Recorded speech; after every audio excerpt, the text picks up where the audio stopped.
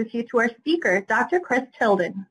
Chris Tilden is Research Project Coordinator at the Center for Public Partnerships and Research at the University of Kansas. Prior to joining the center earlier this year, he served for 6 years as the Director of Community Health at the Lawrence Douglas County Health Department. While at the Health Department, he oversaw coordination of county-wide health planning and assessment efforts. Working with diverse partner agencies, he oversaw 2 cycles of community health assessment and plan development. As part of that work, he coordinated a local health and wellness coalition, Live Well Lawrence, that promoted policies and environments to improve access to healthy foods, promote physical activity, decrease tobacco use, and enhance other social and economic drivers of health. Dr. Tilden completed his undergraduate degree and master's degree in health policy and management at Kansas University and holds a PhD from Duke University. He currently serves as an assistant clinical professor in the Department of Preventative Medicine at the University of Kansas School of Medicine. We're also pleased to have Tim Walters from Citizens Memorial Hospital in Bolivar, Missouri, to share about the implementation of their local community health plan. Now I'm going to turn it over to Dr. Tilden. Thanks, Kim. I appreciate the opportunity to be part of this discussion today. I don't know how many of you on the line participated in our earlier discussion this year, but this in fact is the second part of a talk about ways hospitals and health systems can effectively collaborate with public health in the development and implementation of community health assessments and community health plans. In April, we focused principally on community health assessment with a bit of discussion about community health planning. So I hope today is a kind of a logical follow-on as we focus primarily on development and implementation of community health plans. As Kim said, my current role is with the University of Kansas with the Center for Public Partnerships and Research, a position I began earlier this year. But as she also mentioned, for 6 years, I worked at the Lawrence Douglas County Health Department, principally overseeing our community health assessment, planning, and implementation processes. And I've certainly had a long history working with the National Rural Health Resource Center, HRSA, and other partners at the federal and state level. Specifically, from 2010 to 2012, as the director at Mountain States Group, I was also the project director of the Mississippi Delta Rural Hospital Improvement Program, which was a HRSA-funded program. And prior to that, for almost 10 years, I was with the Bureau of Local and Rural Health, overseeing rural health programs at the Kansas Department of Health and Environment. So I've had a long history working with HRSA, a long history both in hospital and health departments. So I hope that I have some useful insight to share with you all today about community health planning processes.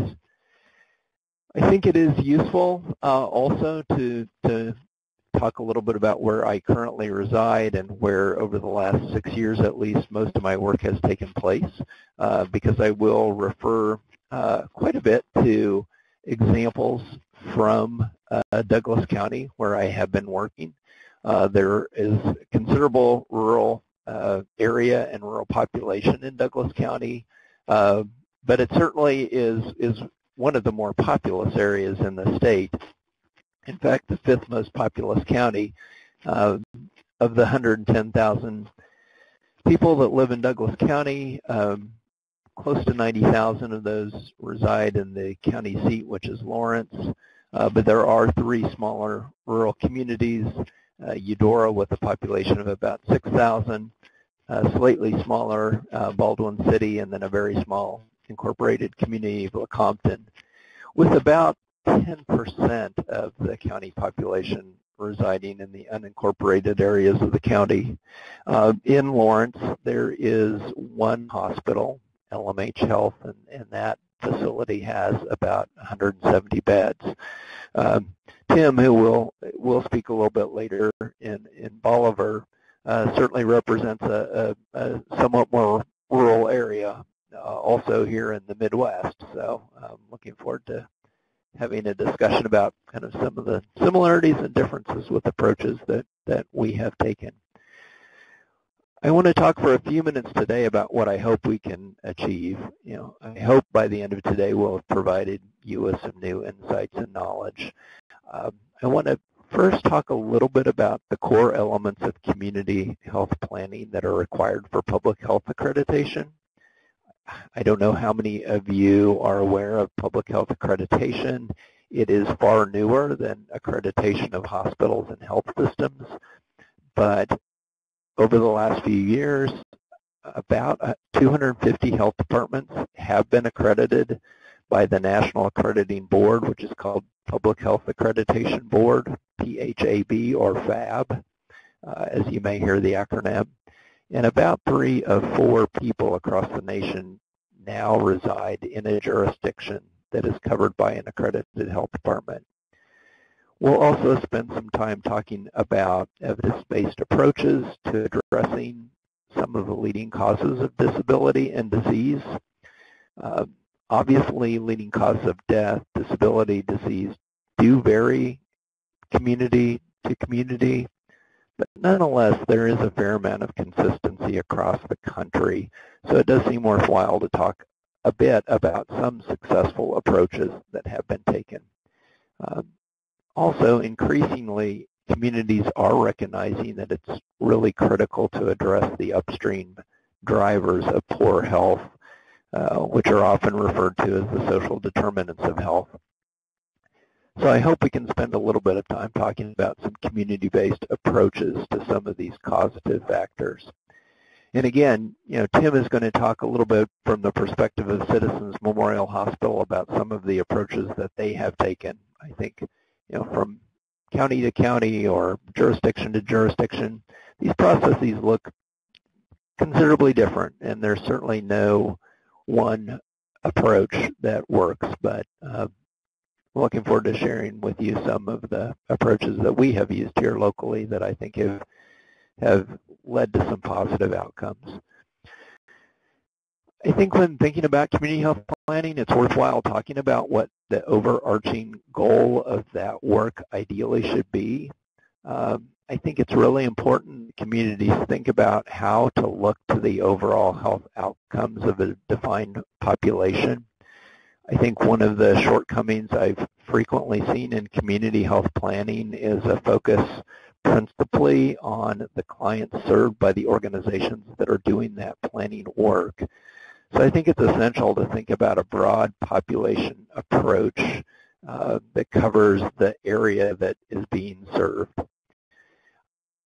When you're looking at the population of that community, I think it's really also important that we understand that it's important to explicitly look to understand the disparities in your population, or else you're likely to overlook some important needs in your community. We're increasingly understanding that differences in health and health outcomes are dramatically impacted by factors such as income and education and race. So it's vitally important, I think, to try to understand those differences in your planning processes. I know it's very difficult sometimes in rural communities based on small sample size to really be able to address those disparities. So I think even in qualitative data, for instance, if you're doing surveys with your community, it's important to try to collect demographic information that may enable you to look at how different populations are responding to those questions. We found in our last community health assessment that of our 2,000 responses, there were fairly dramatic differences based on the different demographics of the respondents to our survey. I also want to point out the figure on the right and point out that I think it's really important that we explicitly talk about the drivers of healthcare as we're engaging in community discussions about how to impact the health of our population. because there are multiple important factors, and healthcare is certainly one of those. It's estimated that about 10% of overall health outcomes are attributed to the role that healthcare plays, but clearly there are others. You know, the physical environment is also very important, but it's now really recognized that the key drivers, each contributing about 40% to overall healthcare outcomes, are one, social and economic factors, and also health behaviors. Before I flip to the next slide, just one remark about behaviors, and that is I think it's really important to distinguish between behavior and choices. Frequently we attribute poor health to poor choices, but there really is an enormous and growing body of evidence that demonstrates how the physical and social environment influence behaviors. For example, people who live close to parks or close to trails are far more likely to be physically active than those who do not. You know, this statistical relationship is now held up in many, many studies. So if, for instance, physical activity is a concern in your community, it really is important to avoid only approaches that encourage people to be active, but to focus on ways to create access to affordable, accessible amenities that promote activity. So I think it's important to think about avoiding developing a new program for every issue and thinking really more about upstream policies, systems, and environments if we truly want to affect sustainable change. I want to make one note because our focus here today is about collaboration, and that is, I shared a little bit of this in the last call, but I want to talk a little bit about the public health perspective. I do think that it's true to say that not all health departments have yet kind of evolved to, on the slide, what I'm calling public health 3.0. And if you're not familiar with that term, I'd encourage you to Google that. There's been considerable work within the Department of Health and Human Services to engage in a national dialogue about the next steps in the evolution of public health. But I think truly public health is looking to move from a role that has primarily been around ensuring the access to a healthcare safety net and evolving into a more full process of being a community partner, a community convener that collaborates across sectors to affect policy, system, and environment change.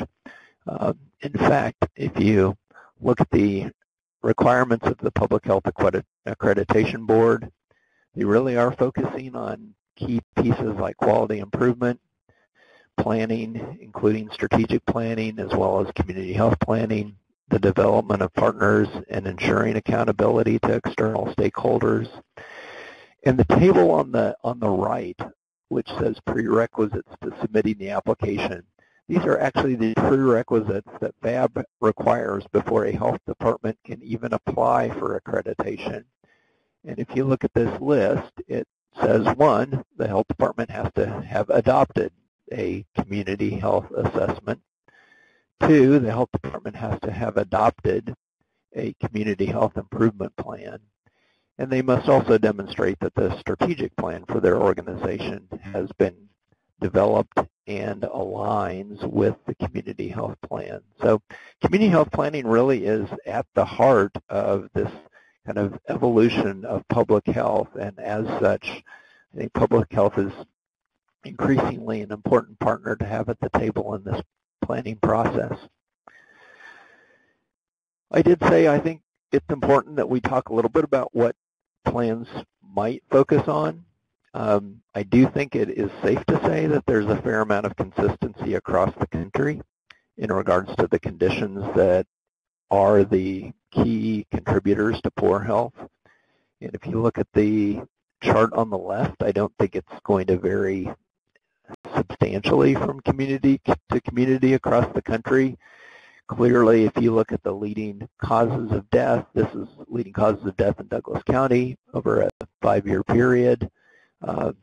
Certainly chronic disease is the most prevalent, with cancer, heart disease, and chronic lower respiratory diseases contributing to about 50% of all deaths. I think those numbers vary slightly across communities. In some cases, some communities you'll see, for instance, heart disease as the leading cause, maybe a little bit higher than cancer, but these tend to be the leading causes of death really across the country.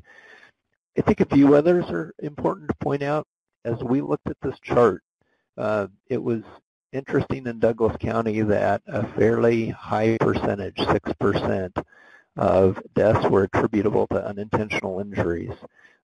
That number hasn't changed substantially over time, and I think we were frankly a little surprised by that in the sense that historically unintentional injuries, again, really across the United States, the key driver of that number historically has been motor vehicle crashes, and the number was not dropping in Douglas County. We expected to see that number drop because motor vehicle crashes, that number's been dropping around the country. It had dropped in Douglas County. So as we looked at those data points, there were two other factors that were really increasingly contributing to that number. One of those being falls, which we're seeing increase because of a growing population primarily of older adults. But also within that category are deaths due to poisoning for drug overdose. So while opioid use and other drug overdose may not be here in Douglas County quite the epidemic that it is in other parts of the country, we're certainly seeing those numbers start to grow. Suicide, unfortunately, is also on this list, as are some infectious diseases like pneumonia and flu. And again, I suspect that these are likely all factors in your community. So as we move forward, we'll talk a little bit about approaches to some of those issues. I do want to talk a few minutes about process, because I think the community health improvement planning process that you choose can also then greatly influence the way in which you implement your community health plans.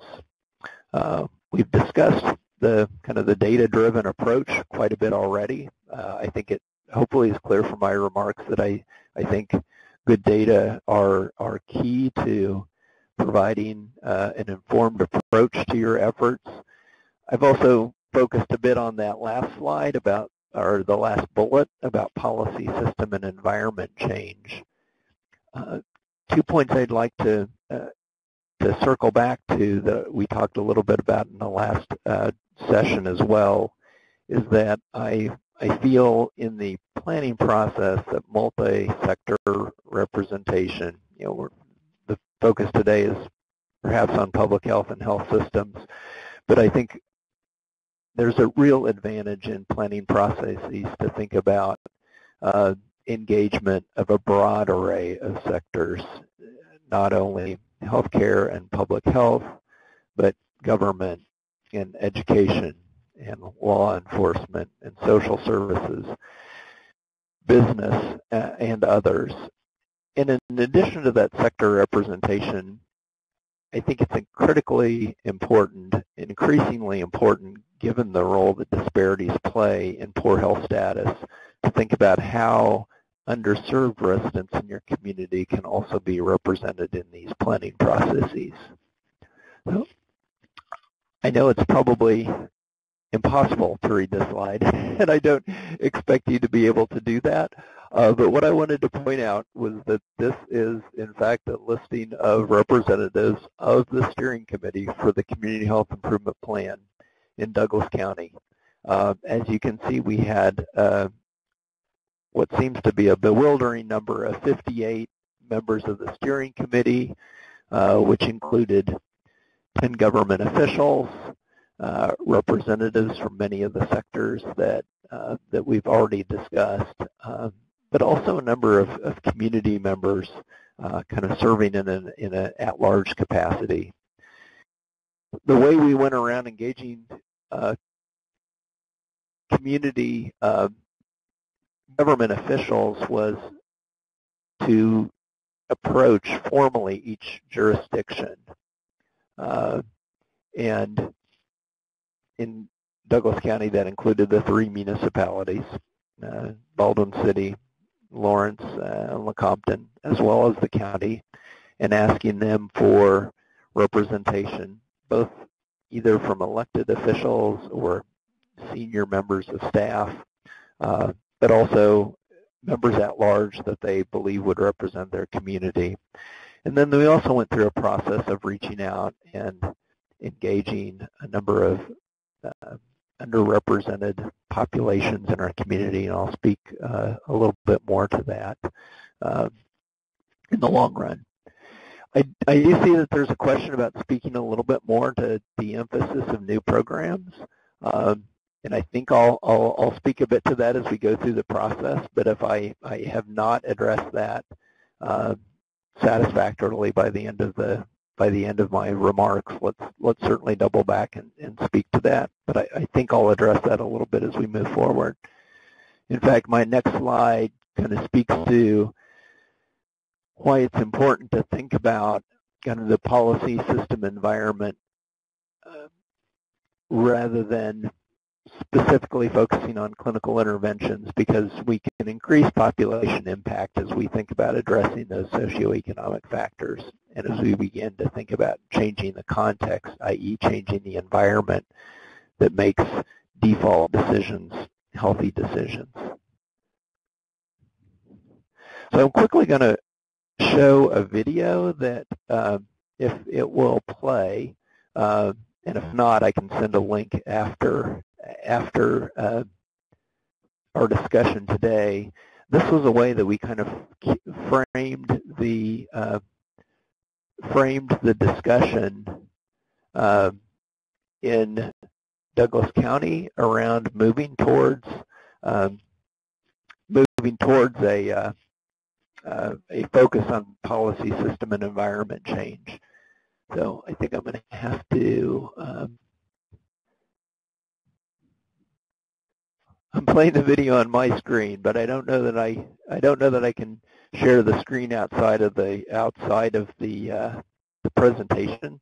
So what I will do is share a link with all of you to this video afterwards. But it's really talking about healthcare and the role that it plays, but also the socio and economic factors. It was a video actually developed by a different health department, but then we used in Douglas County, kind of modified for our purposes to kind of set the stage for our intention to really talk about these community-based policy system and environment changes. So this slide actually represents the kind of the 2018 issues that were selected by Lawrence Douglas County for our community health plan. I would venture to say that these are slightly different than our 2012-2013 plan, which did focus in part on access to health care. But this time around, we've really decided to focus principally again on some of the kind of upstream drivers of health. So poverty and jobs is one of the areas that was selected to address, as was safe and affordable housing. Behavioral health was on the list in 2012 and 2013, and we continue to look to collaborative approaches to address behavioral health. And access to healthy food and physical activity was also one that was included in the earlier plan, but that we agreed as a community to help continue to focus on. We also decided to use an overall lens of equity and discrimination ensuring that both disparities and the driving causes of disparities were addressed as we look to work in each of those 4 different areas.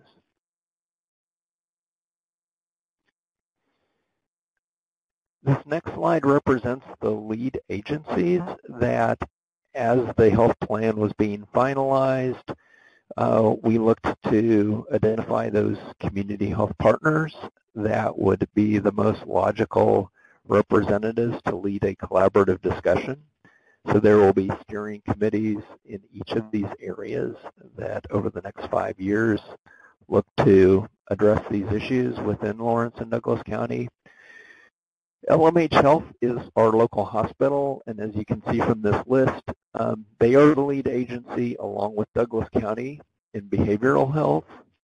But in the other areas, poverty and jobs, which is being led principally by the United Way, safe and affordable housing being overseen by the Lawrence Douglas County Housing Authority, healthy food and physical activity being overseen by Live Well Douglas County, which is a coalition of about 150 community members working in a variety of work groups to address issues around food and physical activity.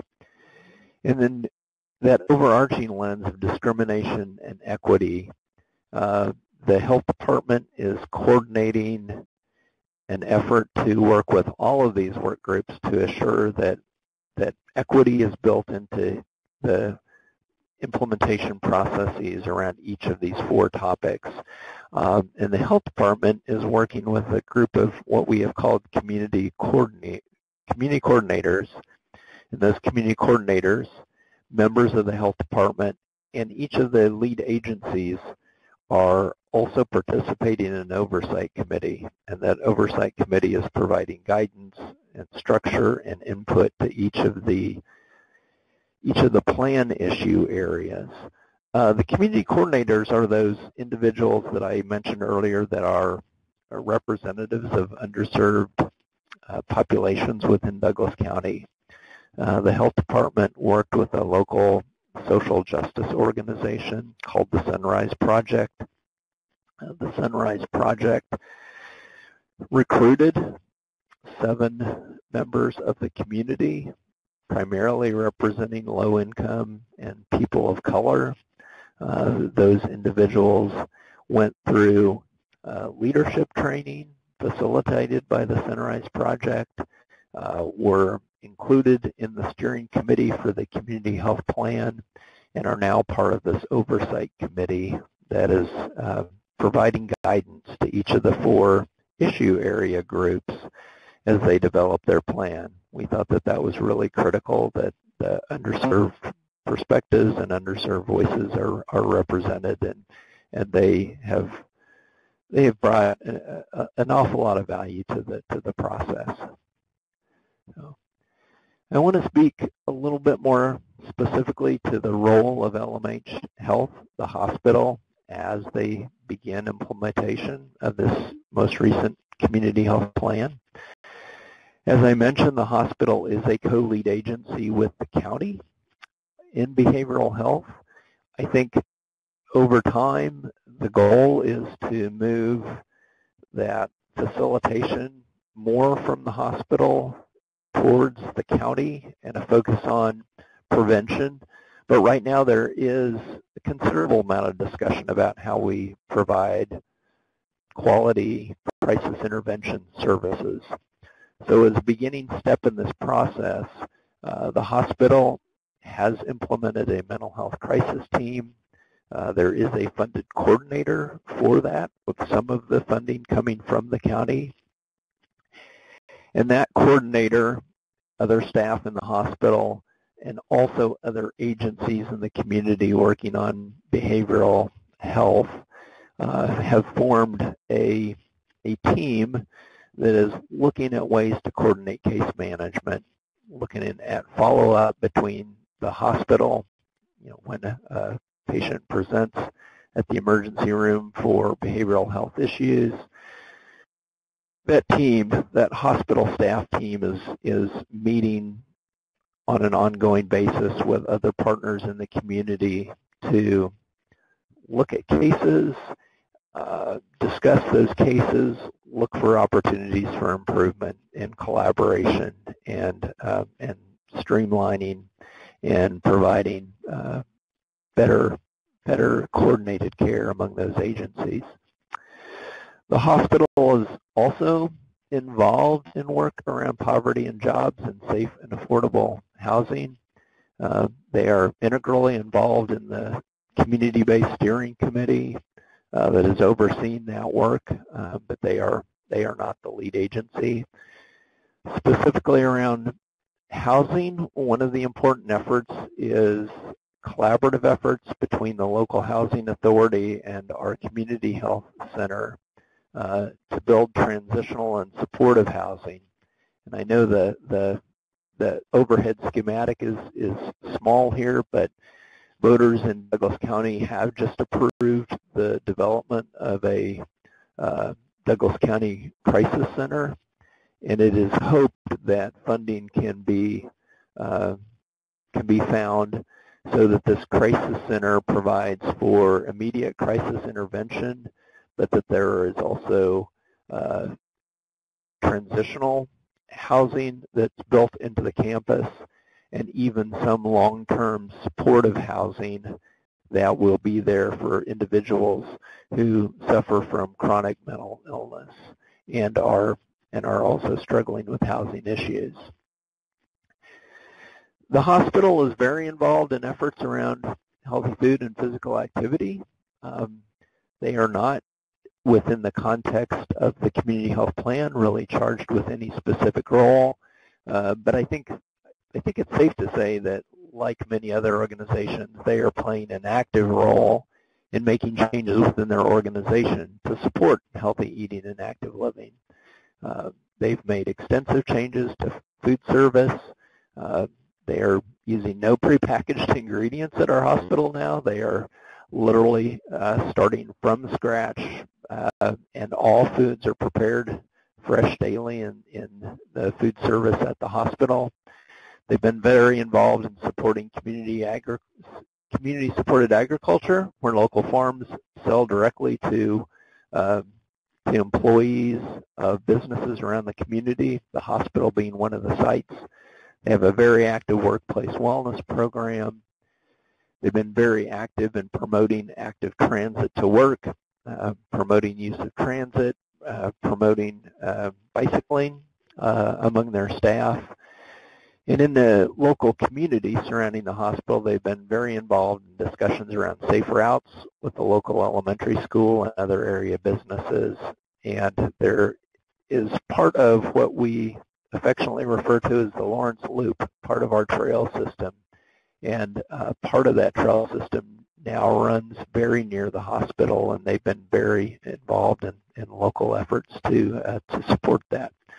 So these are some of the kind of policy system environment changes that we locally have been implementing through our plan. Again, there is no right approach. As I said, in 2012, 2013, we are focused a lot on access issues. My understanding in talking with Tim is that Citizens Memorial in Bolivar has been focused on a lot of safety net and other kind of key access issues. And so, as Kim alluded to earlier, I've invited Tim to be part of today's discussion to talk a little bit about their work on their community health planning process. So I'm going to turn it over to Tim for a few minutes.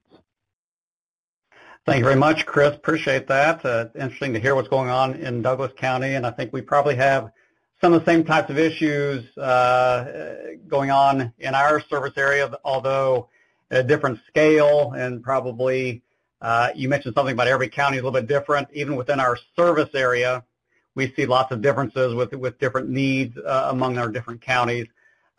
Citizens Memorial is based in Polk County. Bolivar is right in the center of that county. You can see it's the shaded county on the Missouri map there. Polk County has about 30,000 residents as of the latest census data. We consider our service area to actually be the 5 counties that are west, north, and east of us, as well as a portion of the county to our south. That county to the south is Greene County, where the city of Springfield is. So certainly an urban area, but the northwest portion of that county is also very rural. So within that total of 6 and a little bit more counties, our total population of our service area is around 100,000. We serve that in a variety of means, but one thing we really emphasize is primary care. We have 13 Medicare certified rural health clinics throughout these 7 different counties, as well as a number of specialty clinics, mostly in Bolivar, ranging from cardiology to pulmonology to urology, et cetera, so our residents don't have to drive as far to get specialty care. We also have 6 long-term care facilities, 2 of them in Polk County, 4 of them in surrounding counties, and a variety of other home health, hospice, other post-acute services that we have to try and help provide care to our service area. We've also tried a number of other initiatives looking at some of the things that we've done in recent years. The county to our north is Hickory County. We had a rural health clinic in Hermitage, the town in the center of that county. A number of years ago, a community group was interested in setting up a federally qualified health center, wanting to particularly add dental care to the county, something that is not covered in the rural health clinic setting. So recognizing that it probably did not make economic sense for us to continue to operate our rural health clinic and also have an FQHC operating in that same small county, we donated our rural health clinic to the community group to help get them going, to give them a place to operate and essentially a starting patient base for the medical side of their services. But they've been up and running for 5 or 6 years now and are really doing well, providing a lot of care that has expanded beyond Hickory County. They've set up care in the county to our east, Dallas County, as well. So that's been a great addition of more dental care, more behavioral health care, as well as just the primary medical care that they're operating. Another need that we've identified a number of years ago was dental care, particularly among the children in our service area. So we, using some grant funds, we bought a van, outfitted it as a dental clinic, a mobile dental clinic, and it has traveled the area even beyond our immediate service area to a total of 12 different counties, serving literally thousands of children annually, about 3,500 annually. We actually just transferred that to the FQHC as well because they get better reimbursement, better funding for dental care. And just as show how we've worked well with that FQHC, where I work in downtown Bolivar, there's a hardware store across the street from me. The owners retired. The FQHC purchased that building, and in a couple of weeks they're opening a dental clinic here in Bolivar. So just providing a lot of access, because dental is such a heavy need throughout most of our counties, and I think throughout a large part of the country, as far as particularly in rural areas. Another service that we've tried to work on is maintaining services in another county just to our northwest, St. Clair County, where the hospital there, Sac Osage Hospital, closed 4 years ago. When that hospital closed, of course, the community was very nervous about having access to health care. We certainly could not salvage the inpatient operations at the hospital or the emergency department, but we were able to take over their clinic that they had. It was a traditional 5-day-a-week primary care rural health clinic. We've maintained that clinic, but we've expanded it to a walk-in clinic open 7 days a week. We took over the pharmacy there as well. We've added outpatient rehab services there in town. And another area that we really have emphasized is ambulance. While that's sort of the care of last resort, we think it's very important to have quality ambulance services available. So we actually operate 5 different ambulance stations throughout 4 of our counties to make sure that patients have access to that emergency care if they need to go to a hospital outside of where they're living. Another program that we're very excited about is our medical home program. This is a great program that allows patients to have access to sort of a one-stop home, so to speak, where they can get information about their chronic conditions. The program primarily operates for patients who have multiple chronic conditions. In the state of Missouri, there's a program under the Medicaid umbrella that we have been very active in. We have 1,600 Medicaid patients enrolled in that initiative right now. There are about 24,000 patients statewide in this program, and we've seen some really good results there in terms of seeing improvements for patients who have cardiac conditions in bringing down high blood pressure and cholesterol, diabetes. We're seeing improvements in hemoglobin A1C scores. And because of the ability of our care coordinators to stay in touch with these patients, make sure they're getting the access to the care they need, going to the doctor when they need, and even addressing the social determinants of health that have been mentioned several times today, so that if transportation is an issue or other factors like that are an issue, that we can try to find resources for them. We've seen a significant decrease in hospitalization and emergency department visits, so they're getting the right care in the appropriate setting, so not just running to the emergency room. If something comes up, they have another way to access that. We've also opened it up to Medicare patients under a CMS initiative for chronic care management. We've got about 600 Medicare patients enrolled in this program as well.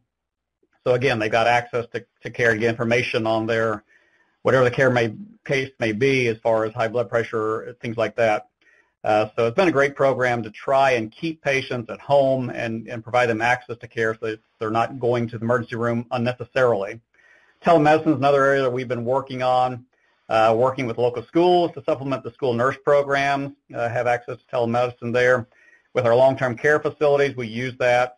When a long-term care patient has an issue come up, a change in their situation, so they're not having to take that patient to the emergency room, we can use telemedicine there to reach out to a clinician to try and see if they can address the issue while the patient's at the facility rather than having to transport them. So less wear and tear on the patient and just a better way to access care.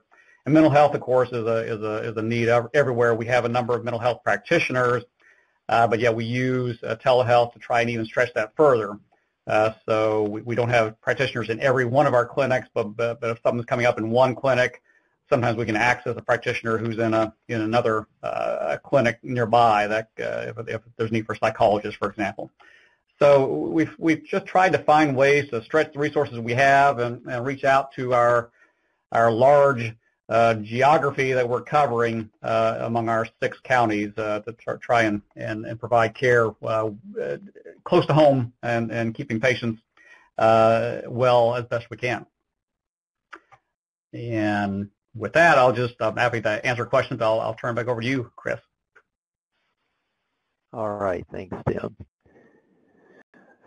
I'm just going to close with a few remarks, and then I know we certainly have some time for questions, and I would welcome opportunities to address the questions that have already come through and perhaps talk about some others. I hope what you have walked away with today are a few useful nuggets. Certainly, we've talked about some key challenges that many communities face. Chronic disease, behavioral health, disparities due to economics as well as their driver in health disparities. I hope that I've impressed upon you the importance in community health assessment and planning, the importance of engaging a broad range of community partners, including public health. And I hope I've made a somewhat strong case for the value of focusing on some of those root causes, the social determinants of health, so to speak. I've seen very few plans where access to health care is not one of those issues identified in the community health plan, and I'm certainly not here to argue that it should not be. included, but I hope that Douglas County is an example of a community where I think the hospital is very engaged, despite the fact that in our most recent plan, we chose really not to identify the access issue as one of our 4 issues over the next couple of years. I think in part that was a bit of an explicit discussion and decision that came out of the fact that over the last 5 years we hadn't made the kind of progress we had hoped in behavioral health.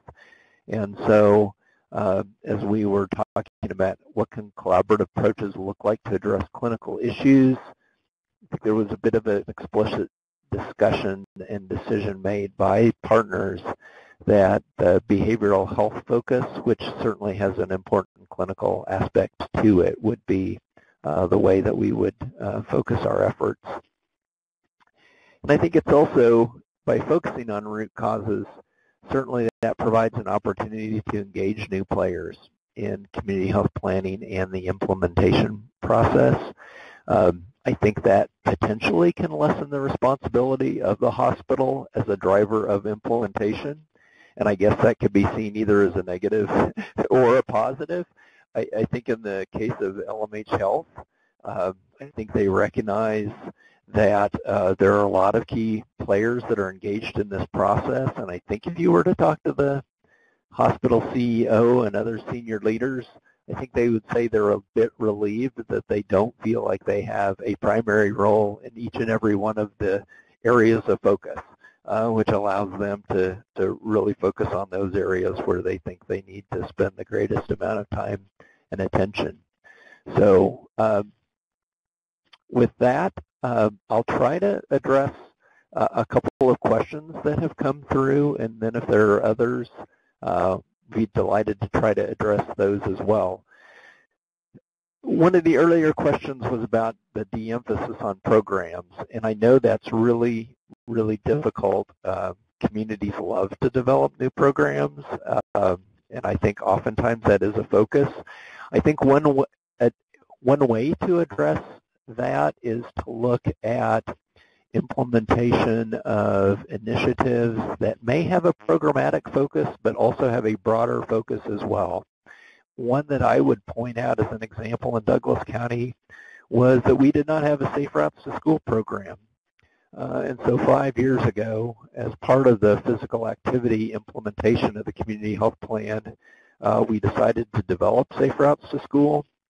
That certainly sounds programmatic, but we were able to bring really key players to the table like Parks and Rec and Public Works and others that became part of a very substantial multidisciplinary team, as well as schools themselves.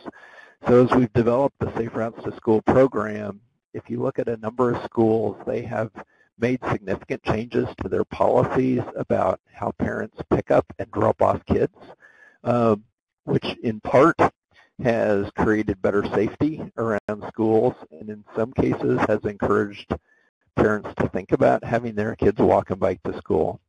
We identified sidewalk networks as part of that process. So the 18 elementary schools in Lawrence worked with the city to identify the sidewalk network for each of their schools.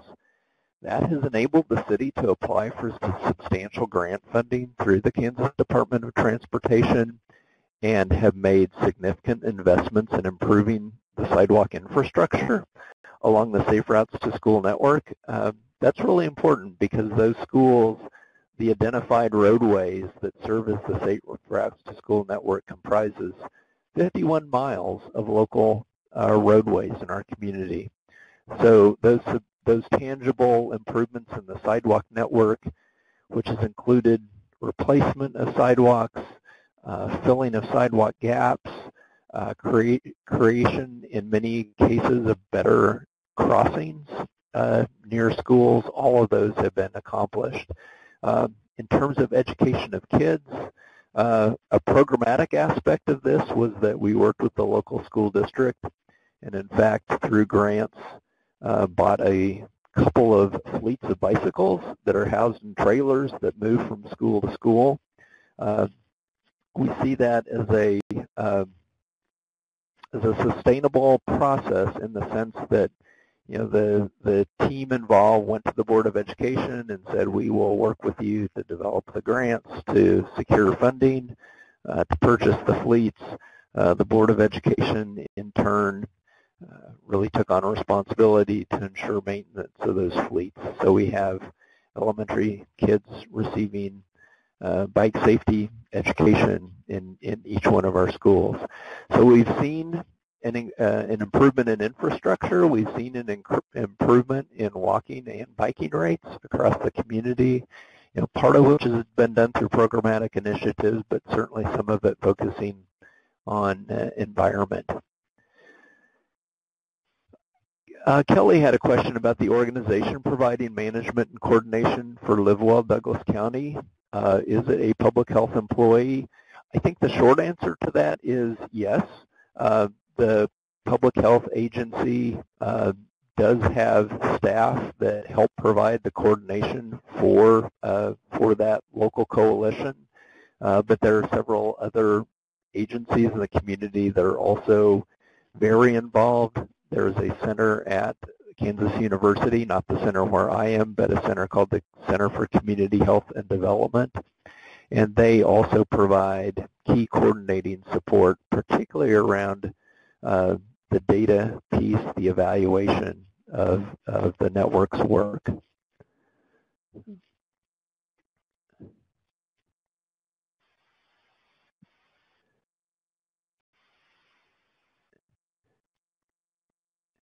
I see one more question, Dunia again, kind of about how it may be less exciting to invest in those root causes because the return on investment is farther out. I agree that's often problematic to be able to think out into the future, and those long-term impacts that you will see through those efforts. I do think that's where efforts like Safe Routes to School that may have a programmatic piece to it. We've done an awful lot of work in the schools on farm-to-school initiatives, and some of that's obviously programmatic.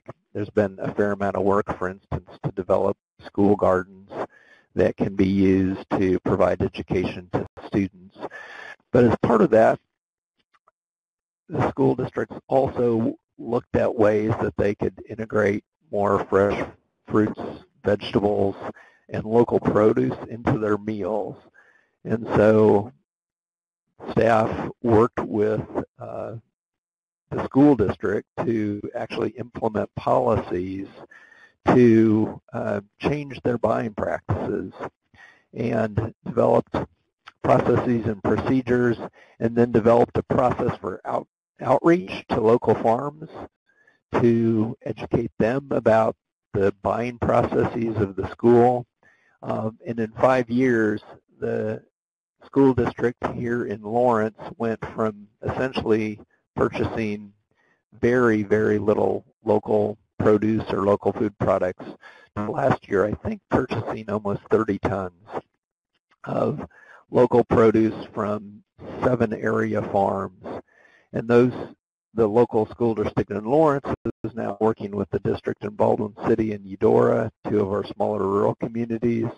They have collaborated in developing an application to the Department of Agriculture for a farm-to-school initiative and have been successful in receiving funding. So those 3 districts will be working collaboratively to address those. You're asking about equity in farm-to-school. I think probably the most important aspect has been ensuring that there has been adequate funding across the district. Admittedly, I think the schools where you first saw school gardens, both elementary and middle schools, tend to be in the whiter and more affluent neighborhoods in our community. So I think there really has been a focus to ensure that across the district, including those low-income schools in our community, that we've been developing those farm-to-school programs. And we've been focusing also on utilizing some of these efforts to increase after-school meal programs, and that focus really has been, again, on the lower income schools in the district here. So I know we're nearing the end of our hour, so if there are kind of follow-on questions along the lines of some of the work that we've done, I'd certainly be willing to talk with any of you one-on-one about our work here. Great. Thank you so much, Chris, for your presentation today. I want to thank Dunya and Kelly for your wonderful questions. And Tim, thank you so much for sharing about your project as well. It's really inspiring to hear about these different initiatives that you've shared about today. And the focus on cross-sector community collaboration is something that we've seen here at the National Rural Health Resource Center as the #1 way to make a real impact in rural communities. Everyone, before you log off today, please answer those 2 poll questions up on the screen. The recording of this webinar, along with the slides and a podcast, will be available on our Help Webinar Playback page, probably by tomorrow. At this time, I ask that you complete the short online assessment for this webinar. Use the links on the screen to register for any of our upcoming webinars or to access our large array of resources, including the Rural Hospital Toolkit for transitioning to value-based systems. If you have any questions or comments, please contact me at the email link on the screen, and we can certainly connect you with Chris as well if you have